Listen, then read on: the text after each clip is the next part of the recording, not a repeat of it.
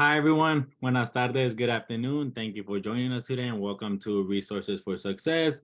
Let's go ahead and get started and present the panel today. My name is Luis Mendoza, and then I graduated from Sonoma State, and I got my bachelor's in criminology and criminal justice. And now let's go ahead and meet the rest of our amazing presenters. And then next slide, please.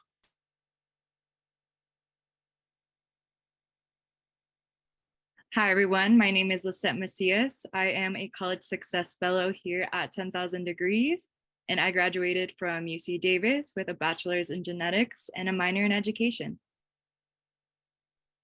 Hi, everyone. Welcome. My name is Amy Granados. I'm a College Success Fellow. I attended Santa Rosa Junior College and then transferred to UC Berkeley, where I got my bachelor's in social welfare, minor in public policy. Hi, everyone. I'm Destiny Lamagna. Like I said earlier, I went to CSU East Bay and I graduated with my bachelor's in sociology and a minor in psychology. And we'll go ahead and go to the next slide, please. So before we start with the presentation itself, we just kind of want to provide some information about our program.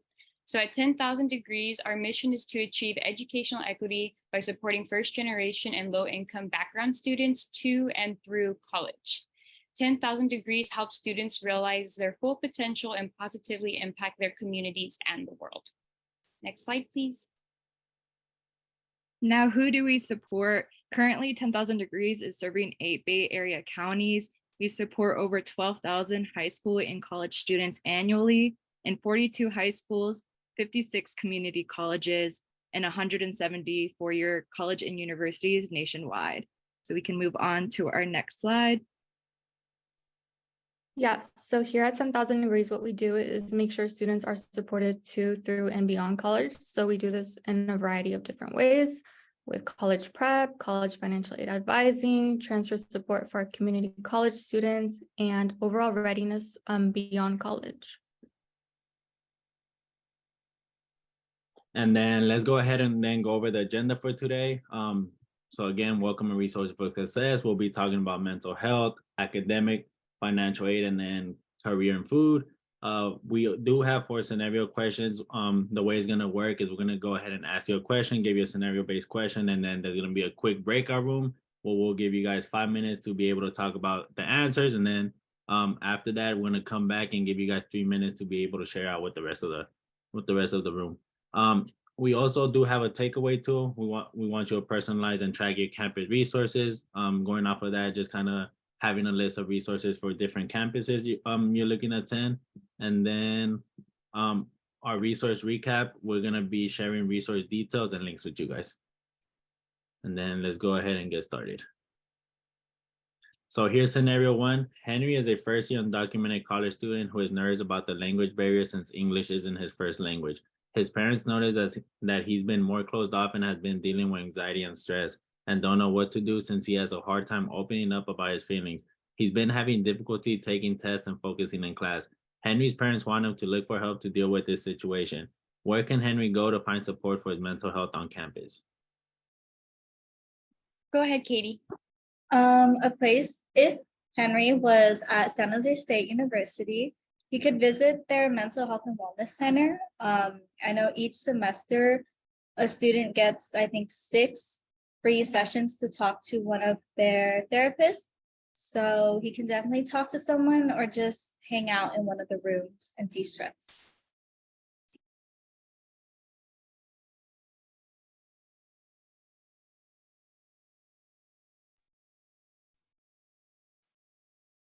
Perfect, great answer. Do we have any more answers?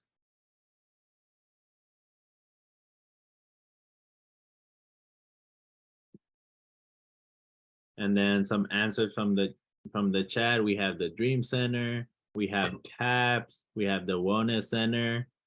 Just for those of you who don't know, the CAPS is the College and Psychological Services. Just a quick reminder, these are free and it's part of the fees that you already paid to attend in college, so might as well take advantage of them. From Lawrence, we have going to council that has more knowledge on the resources that Henry can go to. Yeah, beautiful answers from everyone. And then do we have any last minute answers?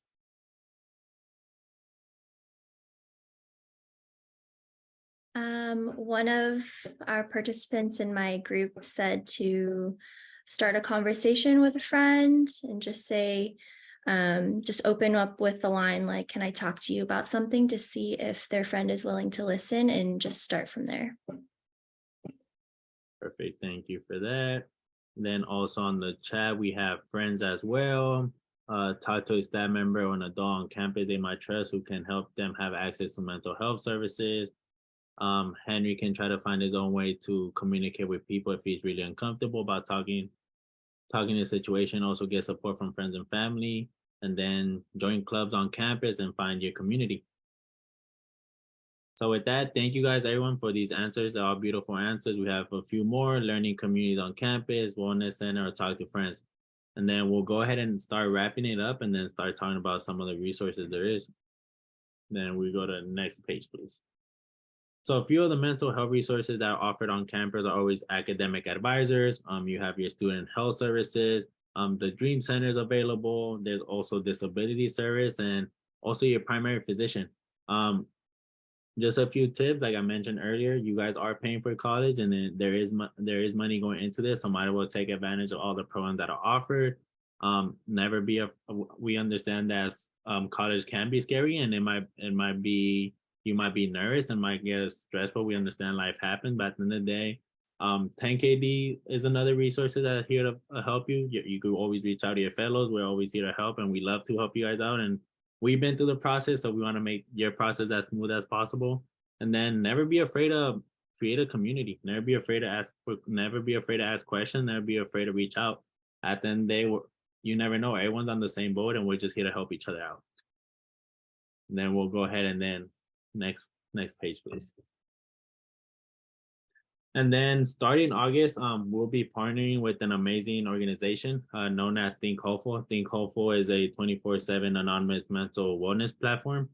They're available throughout pretty much at any time of your convenience. They're available during the day, after hours, weekends, holidays.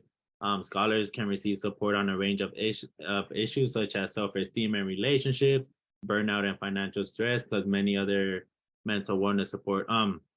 We understand life happens. This is another resource that you guys could keep on your tab. They're available 24/7, and then services will be available starting August, so that's not far from today. And then just stay in touch, and then more details to follow. Then we'll go ahead and go to the next page. So jumping into scenario 2, Tony's a first-year college student majoring in computer science. Tony has always been passionate about programming, but recently he's been facing some challenges that are affecting his academic performance. He noticed that he's having a hard time being able to write and listen. In class, he struggles to keep up with the professor and is unable to write down essential information in time, making it difficult to grasp concepts. During his test, he finds that he's having a hard time reading the questions and does not have enough time to finish. Who should Tony reach out to? Feel free to share some resources that Tony can reach out to. Drop it either in the chat, unmute yourself, however you want to share.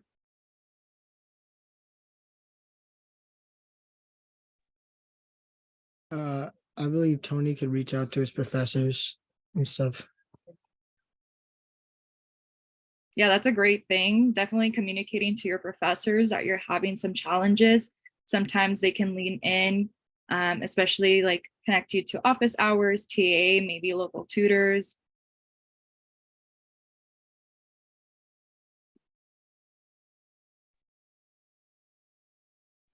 One that we spoke about in my group was building relationships with teachers. At the end of the day, when you first start your college career, you're just a name on the list and they don't really know who you are. So I think just building that relationship with the teacher and building rapport with the teacher just kind of gives you more leniency, and they're able to support you just knowing who you are and then putting a name to a face. Exactly. Building a relationship with your professor is very important. And I know it can be intimidating sometimes, but even starting off small, maybe attending office hours, even with like your friends, right? Going to office hours together and entering that space, even if you don't have questions, listening to other people's questions can kind of help, build that confidence that you need to really connect with your professor. I see some really good answers in the chat. Yes, office hours, professors, speaking to an academic advisor, definitely, that's a great starting point. Especially they can help connect you again with different resources like a tutoring center, a TA, office hours, things like that.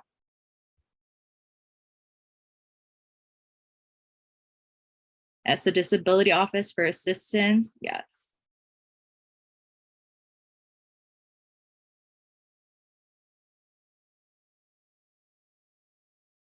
Yes, they can help get accommodations and just educative assistance.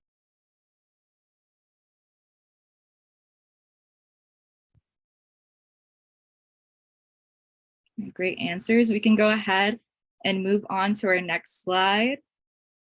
So yes, this is just a list of different resources Tony can reach out to. A lot of you have already mentioned this in the chat or spoke it out loud, but just to review them again, academic advisors are a great way, especially if you don't know or not aware of many resources on campus. They can often help connect you. The Disability Center, maybe Tony has faced this in the past or in high school has had accommodations. The Disability Center can help set him up with accommodations and things like recorded podcasts, assistive notes, more time on exams, connecting with the Wellness Center. Maybe this is something Tony is newly facing and it's kind of confusing. Maybe Tony would want to speak to a professional about it. The Tutoring Center, and like you guys mentioned, professors and TAs are always a really great start. And just reaching out for peer support, I think, again, asking for help can be really intimidating. So starting off small, somebody who you trust, that way they can help build your confidence when you are entering these new spaces. We are on our second to last scenario. So this is our third one. So it is Jen's second year in college. Her parents' income level increased after her first year of college, which impacted her financial aid package. Jen suddenly has additional tuition and personal expenses that she is struggling to pay for on her own. She wants to learn more about her financial options and whether she can apply for any on-campus student employment positions. So in our 5-minute breakout rooms, we're quickly just going to go over what campus resources Jen can seek out to receive any guidance and support through this struggle. Everyone for participating. So now we're just going to, like last time, just go over the scenario. And then if you guys could mention any campus resources Jen could seek out when it comes to financial aid, or just looking for an on-campus job position. What did you guys talk about in your breakout rooms? Jen can go on Handshake and look for on-campus jobs, or even now they're having off-campus jobs, so she can look for employment on Handshake. Yeah, Handshake is a really great tool. So that is basically designed for college students specifically. So what you can do is create your own student profile, and then it'll kind of personalize jobs and internships for you. So that's a really great resource for Jen or any students to use. And then you guys also want to put things in the chat as well.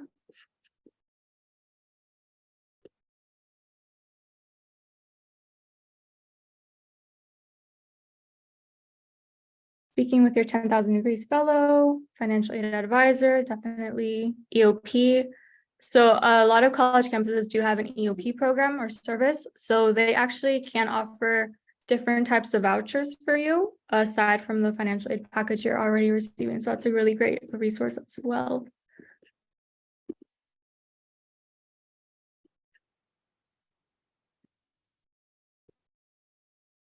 Academic counselor. Yeah, your academic counselor can definitely kind of pinpoint you into the right direction as well, and kind of also help you break down your financial aid package too.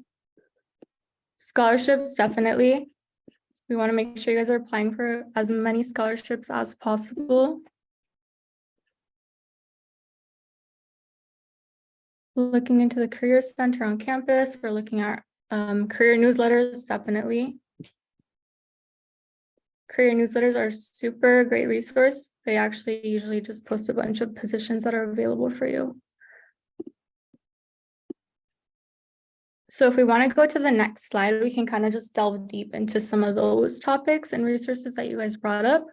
So like someone mentioned, visiting your financial aid office and meeting with a financial aid advisor. So whether that's virtual or in person, just sitting down with your financial aid advisor, they can help you look at your financial aid package and just kind of break it down, because I know it can be a little bit overwhelming.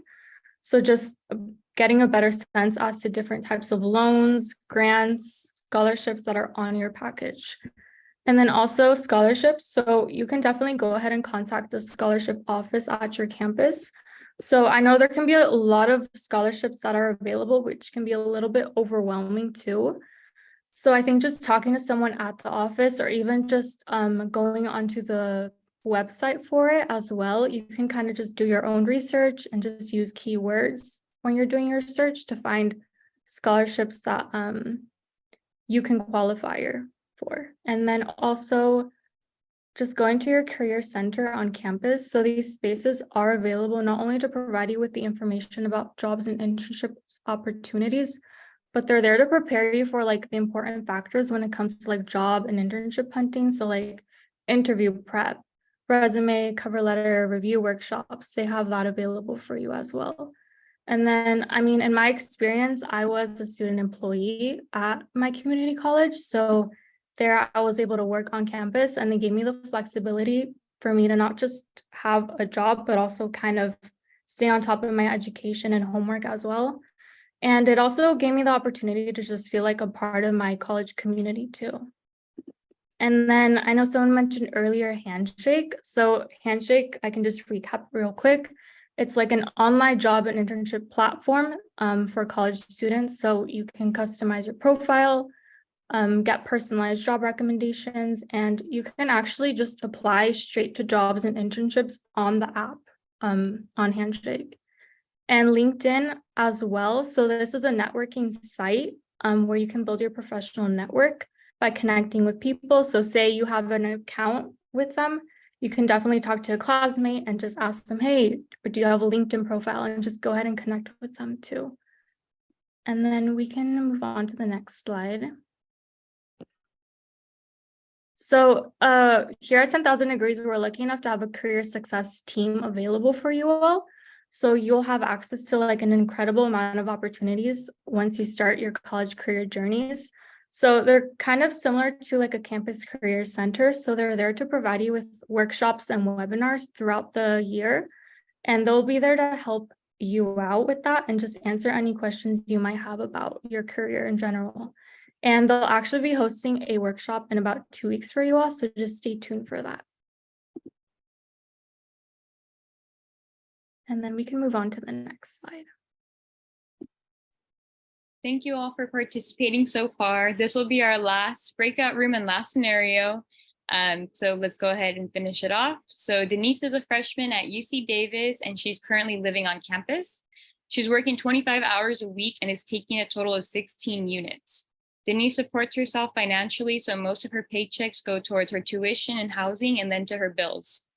After paying her tuition and bills, she barely has enough money to spend on groceries.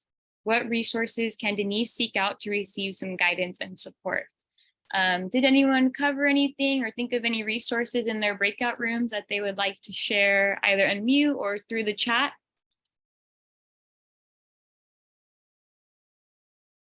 CalFresh, yeah, CalFresh is a really good one. Food vouchers, yep, a lot of schools, they do offer food vouchers, food pantries on campus or within the community. Yep, these are all great answers so far.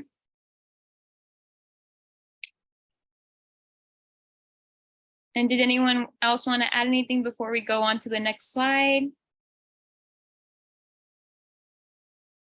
Cool, well, you guys mostly covered them anyways. Oh, emergency assistance, nice. Yes, a food collective, yeah. So like some of you said, there are resources such as CalFresh and on-campus pantries and local food banks within the area. For those who don't know what CalFresh is a supplemental nutrition assistance program, and it helps students buy groceries that help them live healthy, active lifestyles. What you do is you fill out the application online, and most campuses have a student support center space where they can support you with that process. Once you qualify, you'll receive a card. It's very similar to like a debit card, and you'll have a PIN number to put in whenever you check out. But you can use it at a few grocery stores, convenience stores, and fast food spots too, which is really cool. For example, Walmart does accept this payment, and Jack in the Box also does too. And most places will say if they accept it right out front in the door or near the register. And if you don't know, you can always ask. And then you can go ahead and find out if you can use that card there or not. And the card balance will refill every month, so that's really cool. And then as for on campus, every campus has its own version of a food pantry or food bank or food assistance program. You would just have to check online in your school directly to kind of see what the schedule would be like. And then from there, this is a space where students can go once a week and get free groceries for themselves. So that's really cool. I took part of it in CSU East Bay. It was called Hope Pantry. And I would go in once a week, scan my student ID, and walk out with a bunch of groceries. So it's really cool. A food bank that I really like is called Second Harvest. It's within the Bay Area, and you can go ahead and check online for a specific time and location of when they do the next food bank events within your area. And we'll send that out later on at the end of the presentation. Next slide, please. All right, now that we've been reaching the end of our presentation, we just want to point out some main takeaways. The first one is become familiar with your college campus. Know where your advisor is, know where your career center, wellness center, food pantry, financial aid office. Knowing where these resources are located can be really beneficial if you ever feel like you need support or you're facing a challenge while in college. To help you with that, we're actually going to be sending you a campus resource sheet at the end of the Transition to College series. So in August, you'll be receiving this sheet that you can fill out. We've put down some different campus resources that are pretty general, but you have the liberty of editing each one. So again, they might look different depending on what campus you're attending, but you can feel free to fill out the website address, the location, hours, email, even their phone number. That way you have it all in one place just in case you ever need it. The second takeaway is to advocate for yourself. You are your biggest advocate in college, and I know asking for help can be really intimidating, but asking for help never is a sign of weakness. It's not saying that you're doing something wrong, right? Anytime somebody's gonna need help, wherever you're going, right? So please reach out if you ever need support. We can go ahead and move on to our next slide. So this is just a recap of all the different resources we mentioned during our presentation. Again, we're going to be dropping some links in the chat right now of the different resources. And again, do some research before you enter this fall semester or quarter. Really look into these different resources at your own campus because they do look different. All right, and now we can move on to our next slide. And then that's it. Thank you all for joining. If you guys have any questions, please drop them in the chat and we can get to them.